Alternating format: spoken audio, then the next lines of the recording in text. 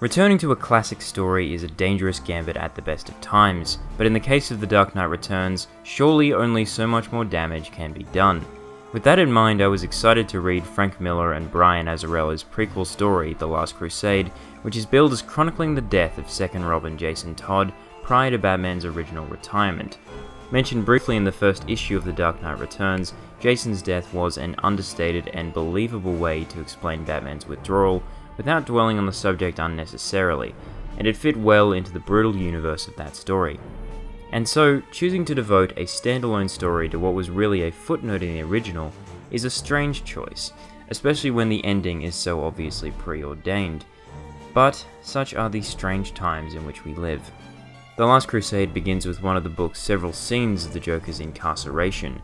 It's a violent and weighty introduction that feels true to the original story, from its layout to its depiction of the Joker, who is always a terrifying presence in Miller's hands. John Romita Jr. does his best Frank Miller impression in a style I like to call Miller Light. It sits somewhere between the haberdashery of The Dark Knight Strikes Again and the unspectacular look of the New 52. It's a bland, if not unattractive look, but, as always, a far cry from its progenitor. The book spends a little time paying lip service to the idea of child endangerment, which we've seen plenty of times before, and we also see a return of the TV screens and talk shows, but this too lacks the masterful integration we saw in The Dark Knight Returns. Instead, it feels obligatory rather than organic, and the book only returns to this style on two other occasions. The story itself is a simple affair and generally serves as an excuse to show a rapidly deteriorating Bruce Wayne and a particularly violent Robin as they fight Killer Croc and Poison Ivy. It's an uninspired and largely forgettable tale, which remarkably fails to sink its teeth into either Robin or the Joker. In fact, more depth is added to Selina Kyle than either of those characters. What's more, the ending is particularly apathetic and feels bizarrely inconclusive.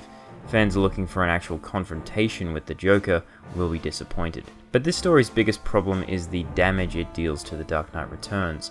Unlike The Dark Knight Strikes Again, which severely tarnished the series' legacy, The Last Crusade only serves to make this universe less interesting, ensuring that there is one less question for readers of the original to mull over. In short, Miller is now suffering from the Ridley Scott problem.